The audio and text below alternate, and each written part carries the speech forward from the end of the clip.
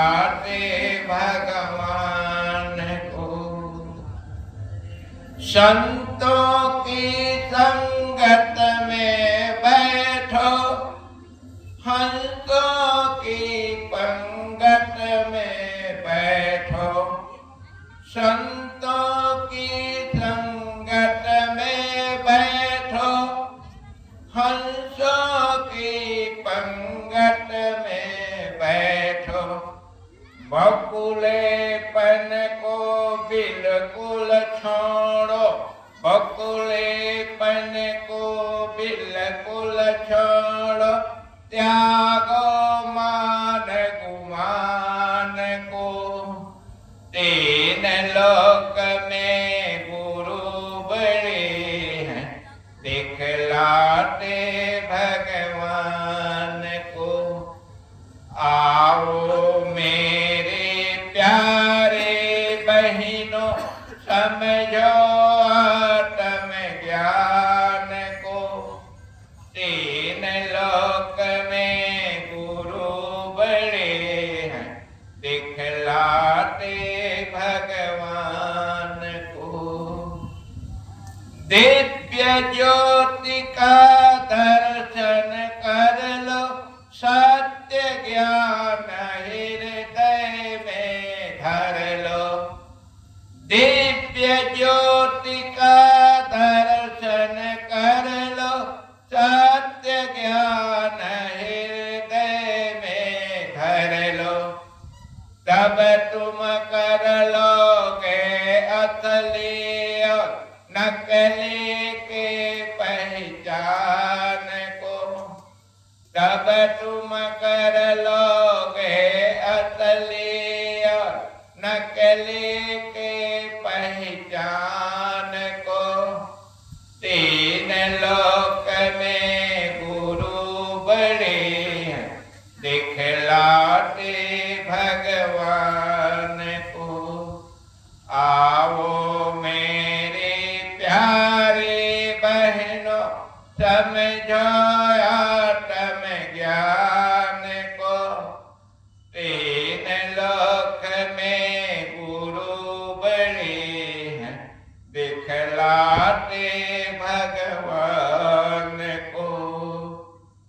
संत श्री का आश्रम तीरथ, जन्म मरण मिट जाएगा। संत श्री का आश्रम तीरथ, जन्म मरण मिट जाएगा। सतगुरु दीन दयालु दाता, सतगुरु दीन दयालु दाता, दैत्य पद निर्वाण को। तीन लोक में गुरु बड़े हैं, दिखलाते भगवान को। आओ मेरे प्यारे भाइयों, आओ मेरी प्यारी बहनों, समझो आत्म ज्ञान को। तीन लोक में गुरु बड़े हैं, दिखलाते भगवान को। तीन लोक में संत बड़े हैं, दिखलाते भगवान को। दिखलाते भगवान को।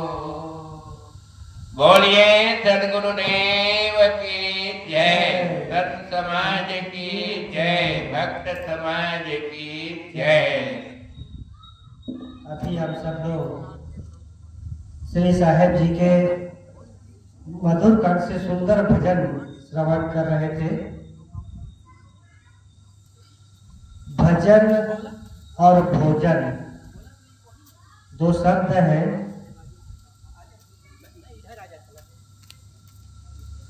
भोजन में ओ का मात्रा हटा देने से क्या हो जाता है? भजन। भोजन की आवश्यकता हमारे शरीर को पड़ती है, क्योंकि यह शरीर जो है अन्नमय कोश है।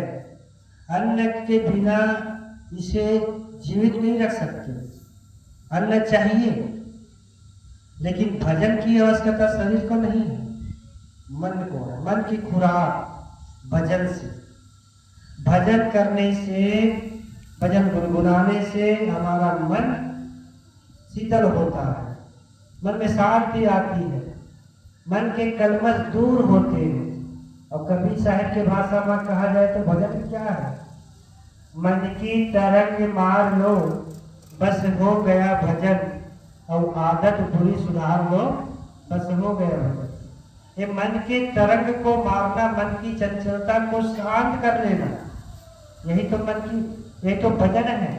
और बुरी आदत को जो सुधार लेता है, अपने दोष दुर्गुण को जो धो देता है, वही तो सच्चे मात्रा में भजन कर रहा है। तो भजन अभी हम लोग श्रवण कर रहे हैं, और बड़े सौभाग्य की बात है, इस पावन ग्राम ढोगा कोरौद में 3 दिन से लगातार सत्संग भजन का प्रवाह चल रहा है। सुख के जीव है, बहुत थोड़े लोग हैं जो इसमें डुबकी लगा रहे हैं, ज्यादातर तो चुनाव का माहौल है, सभी को अपना अपना मत, जो उम्मीदवार खड़े हैं, सरपंच में हो, पंच में हो, जनपद पंचायत में, जिला पंचायत में, सब लगे हैं भागम दौड़ में। सोचते हैं कि 24 घंटा में 1 घंटा और कैसे बढ़ जाए, चाहे जिसे जितने लोगों को हम विनती करके, प्रार्थना करके उनका मत हासिल कर ले। लेकिन उसी में से कुछ जीव है, कुछ ऐसे ज्ञानी है, कुछ भक्तिवान जीव है, जो सत्संग के लिए शुरुआत से बैठे रहते हैं। तो आइए, अभी हम लोग सुंदर भजन श्रवण किए, और आगे प्रवचन के लिए मैं निवेदन करना चाहूँगा। इसी धरती में जन्मे हमारे गुरु भाई प्रबोध साहब जी, प्रबोध साहब जी इसी गांव में जन्मे हैं, और प्रयागराज कबीर पारक संस्थान में गुरु जी के सानिध्य में रहते हैं। तो भाग्य की बात है, मेरे ख्याल से पहली बार आए ना कार्यक्रम में, सम्मिलित पहली बार आए हैं। आपके कुछ विचार और सत्संग से हम सबको लाभ ले रहे हैं। तो साहब जी से निवेदन है कि आप हमें 15-20 मिनट के समय लेकर के हम सबको अपने विचारों से लाभान्वित करने की कृपा करें। श्रद्धेय श्री प्रमोद साहब जी।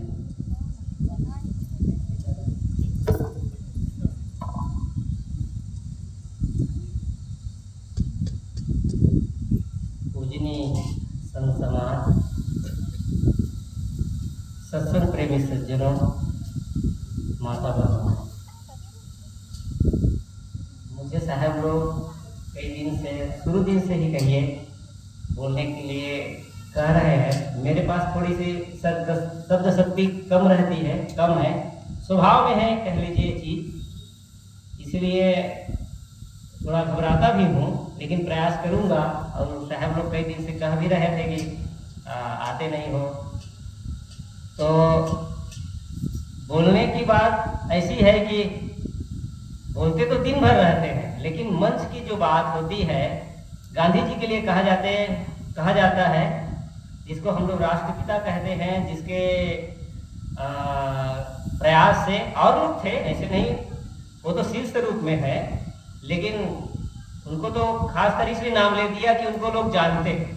बहुत लोग मिलकर के देश को आज़ाद किए, लेकिन उनके बारे में जब कहा जाता है, पहली बार बोलने को खड़े हुए, जबकि वो वकील थे, वकील पढ़ाई इंग्लैंड में जाकर पढ़ाई भी किए, लेकिन बोलने की जब बात हुई तो पहले बार में नहीं बोल पाए, नीचे बैठ गए, बोल ही नहीं पाए। तो ये बोलने का जो थोड़ा सा है, वो एक कहा जाता है कि ये 2 बच्चे थे 10-12 साल के। तो एक बच्चे ने कहा कि मेरी जो माँ है ना, माँ, उसको कोई विषय दे दो, कोई विषय, एक विषय, उसमें वो घंटों बोल सकती है। तो दूसरे साथी ने कहा, तुम तो विषय की बात कहते हो, मेरी माँ तो बिना विषय की बोलती रहती 24 घंटा, उसके विषय की जरूरत ही नहीं है। तो ये तो बोलने की जो बात है वही तो, अब मैं कोई ऐसी बात नहीं है कि अलग से बातों, संत गुरुजन जो हमें सिखाए हैं या सुनते हैं वही बातें होती रहती है, होती है। ज्ञान की बात ऐसी है कि बार बार सुनने की जरूरत पड़ती है ज्ञान की बात को। गाली जो होती है, सब लोग समझे इस चीज को, हम लोग जैसे इतने संत गुरुजन आए हैं आपके यहाँ, उन्हीं में मैं भी उन्हीं के चरणों में हूँ। संत गुरु नहीं हूँ मैं, लेकिन संतों के सानिध्य में रहता ही हूँ। तो एक गलती हम लोगों से हो जाए, मान लीजिए कोई भी छोटी सी भी त्रुटि हो जाएगी, तो वो जो है जीवन भर याद रहती है कि अमुक वो साधु आए थे, और जब हमको आज से आप 20 साल भी बात देखेंगे तो वो चीज याद रहेगी। लेकिन ज्ञान की बात आज जो संत जन बताए या कल बताए, फिर कल पूछूं आने वाला कल में, तो बहुत कम लोग हैं जो बता पाएंगे। तो ज्ञान की बातें बार बार, मेरे कहने का भाव है, बार बार सुनने की जरूरत पड़ती है। वो अभ्यास की चीज है। गलत चीज के लिए अभ्यास बहुत कम करना पड़ता है। एक आदमी होता है तंबाकू खाना, इसको सबसे छोटा नशा माना जाता है, और एक से एक नशा है। ऐसी भी नशा है हमारे भारत देश में जिसको 1 ग्राम लेने के लिए लोग हत्या तक कर सकते हैं। ऐसी नशाएं हैं देश में, विदेशों से आती है वो नशाएं। तो मैं कह रहा था, छोटी सी तंबाकू की जो आदत हो जाती है किसी को, तो छुड़ाना बड़ा मुश्किल हो जाता है। खाने वाले के लिए तो दूसरे के लिए तो छोटी लगती है जो नहीं करते, लेकिन जो खाता है या जो प्रयोग करता है उसके लिए बहुत मुश्किल होता है वो चीज छोड़ना। तो मैं कह रहा था कि आदत अभ्यास की चीज है। ज्ञान हो, वैराग्य हो, या जो अच्छा करने की चीज है, उसके लिए अभ्यास करना पड़ता है। अच्छे चीज के लिए बार बार हमको अभ्यास करना पड़ता है। एक छोटी सी बात आपसे कहूं, आप लोग कैलेंडर जैसे जानते हैं, आज 2025 चल रहा है, इसका एक इतिहास है। कैसे जानते हैं 2025 चल रहा है? उसको हम लोग, एक संत हुए हैं अमेरिका में उनको मानते हैं संत ईसा। संत ईसा हम लोग जो 2025 कहते हैं, उसको एक प्रकार से वो माप है। संत ईसा को 2025 साल जन्म हुआ है उनका। ये उसके मापदंड के अनुसार हम लोग ईस्वी सन के अनुसार उसको मानते हैं। कोई मान लीजिए भगवान बुद्ध को मानता है, तो उनको 3000 साल हो गया, तो उसके अनुसार वो चलता है। अपने अपनी मान्यता, मोहम्मद साहब को 1400 साल हो गया। तो ये उनकी वो मापदंड है, कितना दिन उन लोग का हुआ। मैं खैर संत ईसा के बारे में कह रहा था। संत ईसा ने एक जगह कहा है, और मुझे बहुत अच्छा लगता है। उन्होंने कहा है कि जो लोग कहते हैं कि हम ईश्वर से प्रेम करते हैं और पड़ोसी से प्रेम नहीं करते, जिनको देखते हैं रोज उनसे तो प्रेम नहीं करते, और वो ईश्वर जिनको देख नहीं पाते उनसे प्रेम करते हैं। तो कैसे मान लें कि वो ईश्वर से प्रेम करते हैं? फिर बताऊं, संत ईसा कहते हैं कि लोग कहते हैं कि हम ईश्वर से प्रेम करते हैं जिनको देखते नहीं, शायद जिंदगी में ना दिखाई, और पड़ोसी से दुश्मनी करते हैं जिनको रोज देखते हैं उनसे व्यवहार लेना। तो संत महापुरुष हमें समझा करके जाते हैं, एक से ज्ञान की बात बताते हैं। ऐसा नहीं है कि अभी हमारे संत कह रहे थे ना कि आप लोग सुख के जियो, इतने भीड़ चल रहा है, ये जो वोटिंग का समय है, उसके बावजूद आप लोग समय निकाल कर आए, इसमें आप लोग को श्रद्धा है, आप समझते हैं इस चीज को कि वहां जाने से हमारे जीवन में परिवर्तन होगा और हम उसमें से शिक्षा लेंगे। इसलिए आप उतने होने के बावजूद एक चीज आप ये भी समझिए, ज्ञान की बातें जो होती है वो थोड़े लोगों में ही होती है, क्योंकि ज्ञान की ग्रहण करने वाले कम ही लोग हैं। और नाच नौटंकी हो तो बहुत भीड़ हो जाती है। तो इसलिए ज्ञान की बातों के ग्राहक कम ही होते हैं, इसमें हमें घबराने की बात नहीं है। सदगुरु अभिलाष साहब कहते थे कि श्रोता कम हो इसकी बात नहीं, वो कितना ध्यान से सुनते, वो तो यहाँ तक कहते थे कि मैं प्रवक्ता हूँ ये और सामने तुम एक श्रोता, उतना बहुत है। लेकिन हम लोग की कामना शुभ है, हम चाहते हैं कि लोग आए, इतना व्यवस्था रखते हैं आप लोग, यहाँ भोजन पानी की व्यवस्था रखते हैं, बैठने की व्यवस्था रखते हैं, तो हमारी कामना शुभ है कि लोग आए, सुने, सतगुरु का प्रवचन सुने, अपने जीवन में सुधार लाए और अपने जीवन में आचरित करें। आचरित करने से वो खुद तो सुखी होंगे ही, उसके आसपास वाले लोग भी सुखी होंगे। अब देखिए एक छोटी सी चीज है, एक आदमी है, वो रात को शराब पी करके आता है और वहां पर हल्ला करता है। तो हल्ला करता है तो घर वाले ही बस परेशान होते हैं, ऐसी बात नहीं, पूरा आसपास जो पड़ोसी हैं और हैं सब लोग परेशान होते हैं। इसी में एक आदमी सुधर जाए इसे कहने पर तो उन लोग को कितना, आसपास वाले को भी सुख लगेगा, घर वाले का तो है ही, आसपास वाले को भी शांति रहेगी। तो एक का सुधार, वही एक आदमी दूसरे को भी सुधारे। एक एक से कहते हैं ना, बूंद बूंद से घड़ा पड़ता है। तो ये एक एक सुधार से दूसरे का भी सुधार होता है।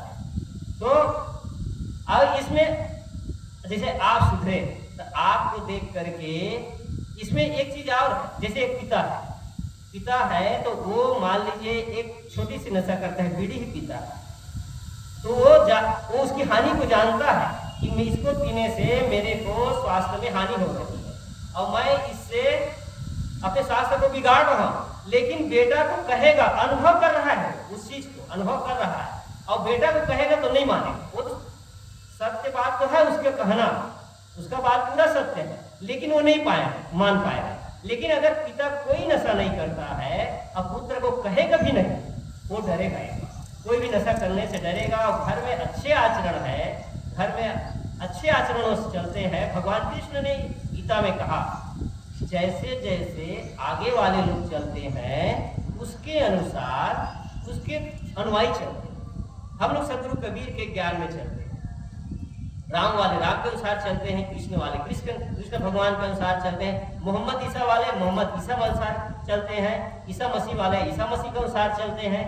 तो जितने महापुरुष हुए हैं, भगवान बुद्ध वाले स्वामी महावीर का देखिए, स्वामी महावीर वैसे भगवान बुद्ध के समय ही हुए हैं, लेकिन उनकी जो परंपरा है वो वेद के जमाने से, आज से 5000 साल पहले की है, उस समय से। लेकिन भगवान महावीर स्वामी भी ईसा भगवान बुद्ध के समय से ही उनका ज्ञान का प्रचार ज्यादा हुआ। पहले से तो उनकी परंपरा रही है, लेकिन कोई प्रमुख हो जाते हैं जैसे सदगुरु कबीर।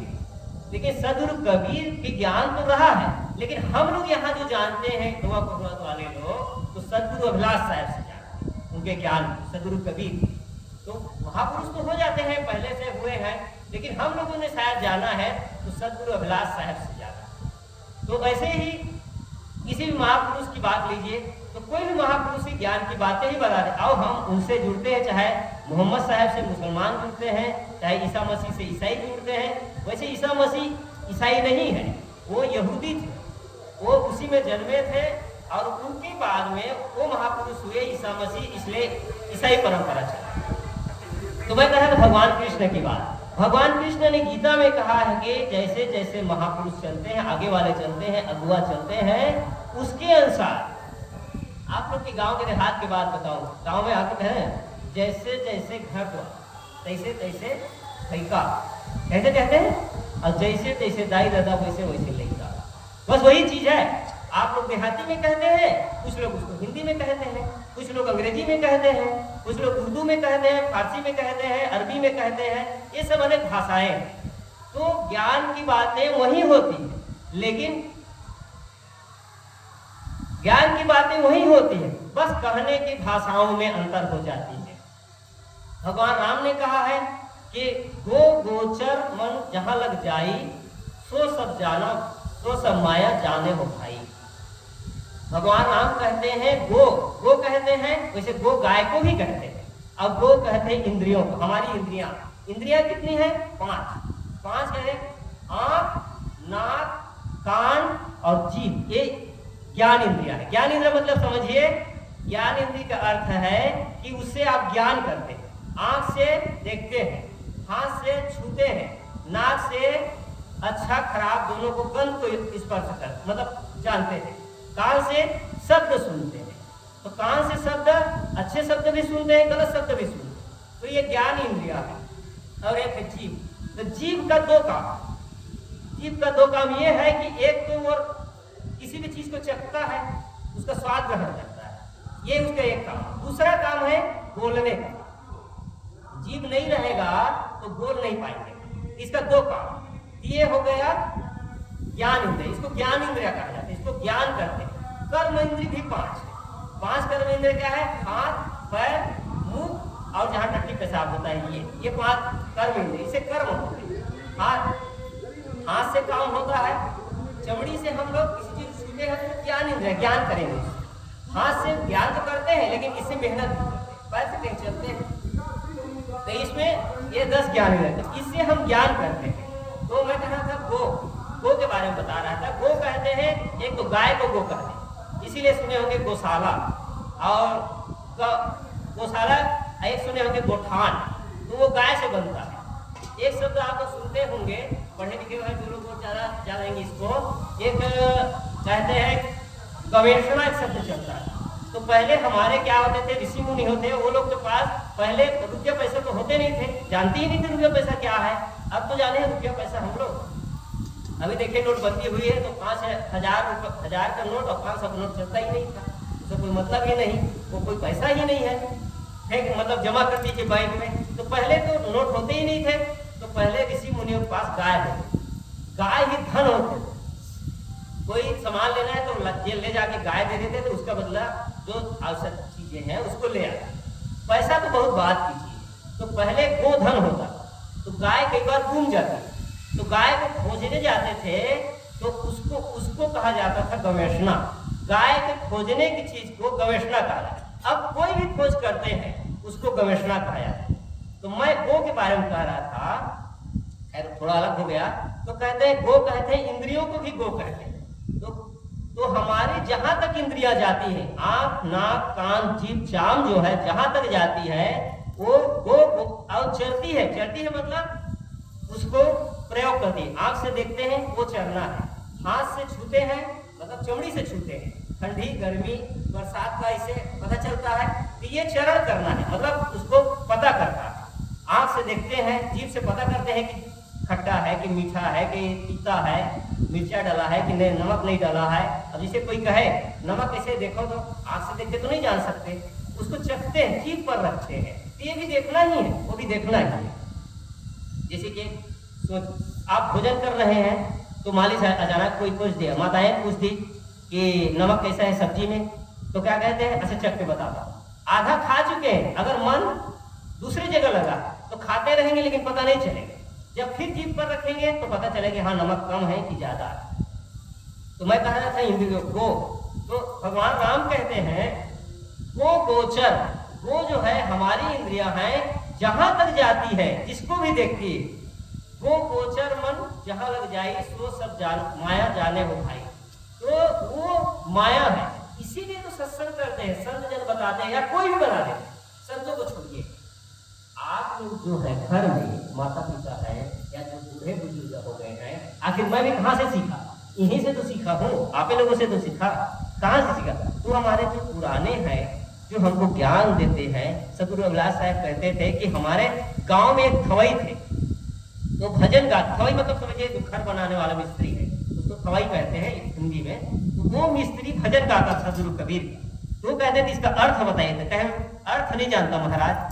गुरुजी को सुने होंगे कई लोग पंडित परिवार से थे, शुक्ल कहते थे उनको, इसलिए कहते थे कि अर्थ नहीं जानता महाराज, ऐसे कहते थे। तो मेरा कहने का भाव है कि जहां से हमें ज्ञान मिलता है कहीं भी, तो वो हमारे लिए बड़े ही हैं, हमको कहीं से ज्ञान देते ही हैं, इसलिए उनका भी उपकार है। धीरे धीरे कोई चीज होता है, जैसे मैंने कहा घट बूंद बूंद से घट बढ़ता है, तो धीरे धीरे ज्ञान होता है। पहले मैं यहाँ आपके हैं राम दुलारी जी थे, उनसे कई बार ग्रंथ मांग के पढ़ता था, ये हरी भैया के पिताजी बैठे हैं, उनसे मांग के पढ़ता था। तो यही शुरुआत है। मेरे को कई लोग ऐसे मिले जो पूछते थे आशीष में जुड़ते कैसे हैं, इसमें आते कैसे हैं आप लोग, कैसे जानते हैं इसको। तो उसका वही माध्यम है कि आया जाता है, उसमें फिर उनको ग्रंथ पढ़ा जाता है। कल हमारे संत श्री गुरुभूषण साहब जी पुस्तक के बारे में कितना बता रहे थे। चलो पुस्तक नहीं पढ़ पाते हैं कोई बात नहीं, आजकल आप लोग के पास मोबाइल होता है, मोबाइल में इतने संतों के, मैं इस पर भी जोर नहीं देता कि सब लोग कबीर पंथ का ही सुने, जिसको आप मानते हैं। सतगुरु अभिलाष साहब कहते थे कि अगर एक आदमी शिवलिंग पर भी पानी चढ़ाता है वो शुभ है। भले मान लीजिए वो जानता है कि नहीं जानता है अलग चीज है, लेकिन वो शुभ इसलिए है, ताश खेल रहा है उससे तो अच्छा है। जो आदमी ताश खेल कर टाइम बर्बाद कर रहा है उसके लिए तो अच्छा है कि कम से कम शिवलिंग में पानी चढ़ा रहा है और पूजा पाठ कुछ कर ले रहा है। वही धीरे धीरे असली शिव को भी समझेगा, अपने स्वरूप को भी समझेगा कि मैं ही शिव हूँ, मुझसे अलग शिव नहीं है, मैं ही शिव हूँ, अलग से मैं ही कल्याण रूप हूँ अपने लिए, और मैं अपना कल्याण कर सकता हूँ, इतना समर्थ हूँ। आप सब, मैं ही नहीं, मैं ऊपर, ये तो मर्यादा बस ऊपर बैठा देते हैं, हमारे ही जैसे आप सब हैं, कोई अलग नहीं है। आप अपने कल्याण वहां रह करके भी और यहाँ रह करके भी उसी में ऊपर उठना है। सब आपको भी, मेरे को भी, पूरे संसार की बात है। तो जो जितना ज्ञान को ग्रहण करेंगे, जितना ऊपर चलेंगे, जिस पर जितना उस पर आचरण लाएंगे, आचरण करेंगे, उसके अनुसार सब आगे बढ़ते जाएंगे। तो भगवान राम कहते हैं, गो गोचर मन जहां लग जाए सो सब माया जाने उठाई। पहले एक बात मैं इसमें और कहना चाहता हूँ, संत महापुरुष क्या कहते हैं वो तो बात है, वो तो ज्ञान की बात कहते हैं। हमें अपने को भी समझना चाहिए, हम क्या करते हैं। हम घर में गाली गलौज को नहीं करते, हमसे ही सीखेंगे ना। हमारे बच्चे जो हैं या हमारे परिवार के लोग हैं, हमसे ही तो सीखेंगे। हमको देख करके, मैं इसको कई बार सोचता हूँ, हमारे आचरण को देख करके हम, हमारे गुरु भाई जैसे आश्रम में जाते हैं तो मैं अपने लिए समझता हूँ, मैं बहुत डरता हूँ कि हमारा कोई ऐसा नेचर ना, हमारा कोई ऐसा आचरण ना हो कि हमारे नाते उसको ये फील ना हो कि भाई ये लोग ऐसा करते हैं। सबको होता है। एक पिताजी है, घर में ही लीजिए, घर की बात बताओ, साधारण एक माँ है, पिताजी है, उसके बच्चे बड़े हो गए हैं तो उनको, माता पिता को भी लगता है ये चीज कि हमारे, भले ज्ञानी नहीं है वो, ज्ञानी नहीं है, लेकिन इतना तो ज्ञान रहता है कि हमारा कोई आचरण ऐसा ना हो कि हमारे बच्चे उससे शर्म महसूस करें, गलत महसूस करें। सब माता पिता चाहते हैं, सब माता पिता ये चीज को सोचते हैं, मैं जहां तक सोचता हूँ सब। तो ज्ञान सब में है, सब में है, सब में है। उसको आचरण में लाने की जरूरत है, आचरण में। और देखिए एक चीज ये भी होता है कि आचरण में मिलाते हैं, उम्र का कुछ लिहाज होता है, ये है। मैं हमारे चर्चा ऐसे कर रहा था थोड़ा सा, उम्र में भी कुछ चीजें हो जाया करती है। क्या है, बचपना रहता है, 15-16 साल के रहते हैं, 30 तक कुछ अध्यात्म तरफ जुड़ने से भी कुछ चीजें हो जाती हैं, इसको हमें मानना नहीं चाहिए। फिर उम्र बढ़ने पर भी कुछ ख्यालात आने लगते हैं, सुधार आने लगती है, परिपक्वता आने लगती है, सूझबूझ में अंतर होने लग जाता है। गुरुदेव बताते थे कि नए नए ब्रह्मचारी होते थे तो तेजी से पाठ करते थे, तो गुरु जी से बूढ़े संत लोग, देखिए साहब ये लोग बहुत तेजी से करते हैं, तो साहब समझाते थे कि भाई वो लोग जवान है, जवान का अलग ढंग होता है। अब बुढ़ापे में किसी को कहे कि रामायण याद करिए तो नहीं होगा ना। जवानी में रामायण हो, बीजक हो। हम लोग सदगुरु कबीर का, जैसे भगवान राम के क्षेत्र में रामायण होता है, वैसे सदगुरु कबीर के क्षेत्र में बीजक को हम लोग मानते हैं। एक ग्रंथ है मूल, इसको मानते हैं, वेद है हमारा, समझिए कबीर पंथ का वेद है, तो याद करवाते हैं। इलाहाबाद में भी अभी तक तो ये नियम है कि पूरा इसको कंठस्थ करना पड़ेगा, आपको याद होना ही चाहिए, ये नियम है, तो याद होना ही चाहिए। तो मैं कह रहा था, भगवान राम के कोई भी महापुरुष या कोई भी होते हैं तो उम्र के अनुसार भी ज्ञान की बातें होने लगती है और जानकारी, अनुभव, ज्ञान आने लगता है, उसके अनुसार ऑटोमेटिक सुधार होता है। तो ज्ञान की बातें हमारे दिमाग में रहती है, उसके अनुसार हमें भी लगने लगता है भी उसका आचरण करना चाहिए, उसको हमें जीवन में ढालना चाहिए, और उसके अनुसार आचरण करेंगे तो हमारे अनुयायी जो है या अनुवाद, उतने बड़े महापुरुष तो नहीं है हम कि हमारे पीछे कोई चलते हैं। हाँ, लेकिन ये है कि कुछ लोग तो हमारे पीछे है ना, घर के लोग ही सही, कुछ लोग तो हैं वो हमसे देख करके सीखेंगे। और मेरा समय हो गया क्या, ज़्यादा हो गया मेरा, और आप लोगों से जो सीखा और जाना और उसको थोड़ा कहने का प्रयास किया। और उनके लिए तो क्षमा प्रार्थी हूँ ही, आप लोगों से छोटे हैं, आप लोग बुजुर्ग हैं मेरे से, और आप लोगों ने जो सिखाया पढ़ाया उसी को सब कुछ कह दिया। और बस इन शब्दों के साथ हमारे संत पधार चुके हैं और अपनी वाणी को विराज देता हूँ। बोलिए सद्गुरुदेव की जय। अभी हम सब लोग संत श्री प्रमोद साहेब जी के बहुत ही सुंदर उनके विचारों से लाभ ले रहे थे।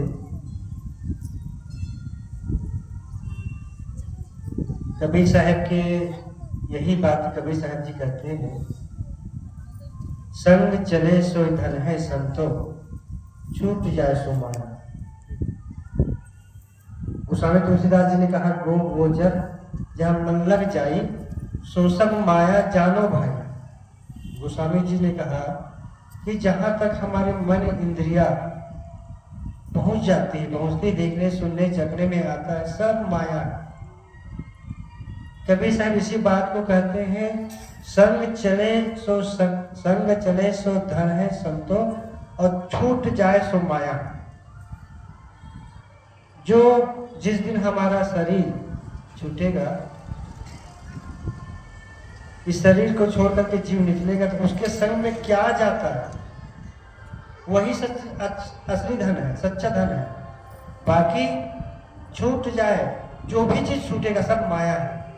अब जरा विचार करो कि हम लोग किस धन की ओर जा रहे हैं, किस धन को पकड़े हुए हैं। जो संग में चलने वाला है उस धन को हम पकड़े हैं कि छूटने वाले। विचार करें, माता पिता पत्नी बच्चे रुपये पैसे खेती बाड़ी जमीन जायदाद सारा ऐश्वर्य सब यही का यही छूट जाता है, कोई साथ में चलने वाला नहीं है। और छूट जाए सो माया कहा है कबीर साहब ने।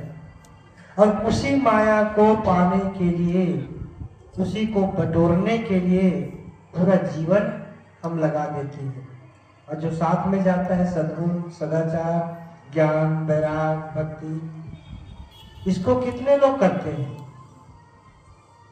तो सद्गुरु कबीर साहब कहते हैं, असली तत्व का हमें बोध दिलाते हैं, जो आपके साथ में चले वही असली धन है, और उसको बताने वाले इस संत गुरुजन है।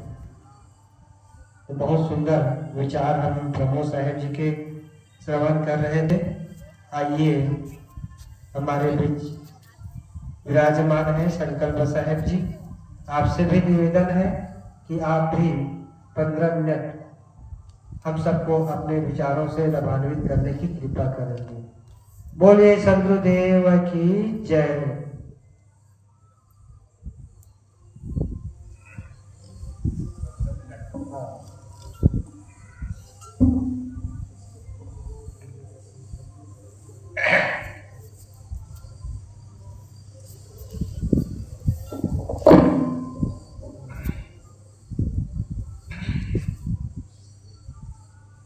वांछा सज्जन संगमः परगुणै प्रीति गुरु नम्रता विद्यायां व्यसनं स्वयोषीति रति लोकपालात् भयं भक्ति सुलीने शक्तिरात्मदमने संसर्ग मुक्ति खले श्वेते निवसन्ति निर्मल गुणातेभ्यो नभेभ्यो नमः।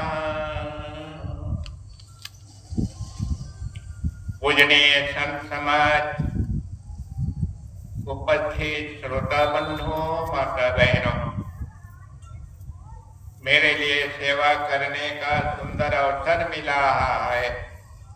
आप लोगों की सेवा में मैं तत्पर हो रहा हूँ।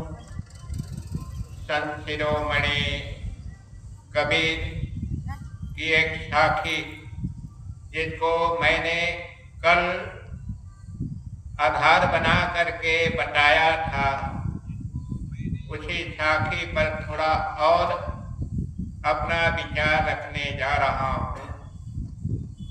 संत शिरोमणि कबीर साहब कहते हैं, सदगुरु मिले बहुत सुख लहिए, सदगुरु शब्द सुधारे। सदगुरु जब मिल जाते हैं, सदगुरु की सानिध्य में पहुंच करके उनकी वाणी को जब हम श्रवण करते हैं और आत्मसात कर लेते हैं तो बहुत सुख मिलता है। बहुत सुख कहते हैं जन्म मरण के बंधन से छूट जाना, यही बहुत सुख कहा जाता है। साखी में एक जगह साहब ने कहा है, करहो विचार तो सब दुख जाए। यहाँ पर सब दुख, करहो विचार तो सब दुख जाए। सब दुख क्या है और बहुत सुख क्या है?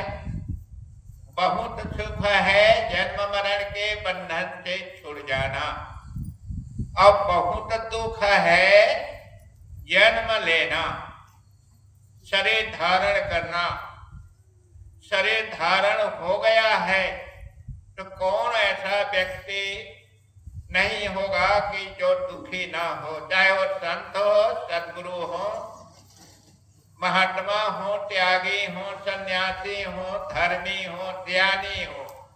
आज जो शरीर के साथ में जुड़े हुए हैं, शरीर में रह रहे सभी दुखी हैं। इसी को सदगुरु कबीर साहब कहते हैं, तन धर सुखिया काहू न देखा, जो देखा तो दुखिया।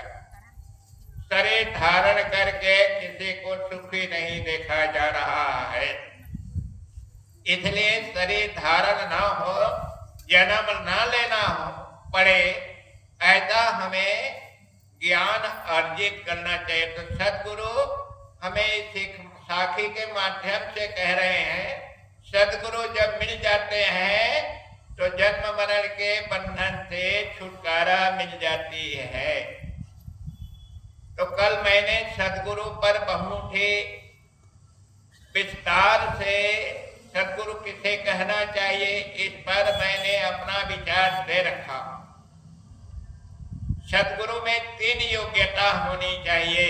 जो मानव इन 3 योग्यताओं से विभूषित हो, पहला वह ब्रह्मचारी हो, माया जाल में ना हो, किसी जात से संबंध न रखता हो, किसी वर्ण ब्राह्मण क्षत्रिय वैश्य शूद्र न मानता हो, और हिंदू मुस्लिम जैन बौद्ध भी अपने को नहीं समझता हो, सिर्फ अपने को मनुष्य ही समझता हो। ऐसे मानव सदगुरु कहलाने योग्य होते हैं, जो निष्पक्ष होते हैं। ऐसे सदगुरु के पास बैठेंगे तब जन्म मरण के बंधन से छूट जाएंगे, क्योंकि सदगुरु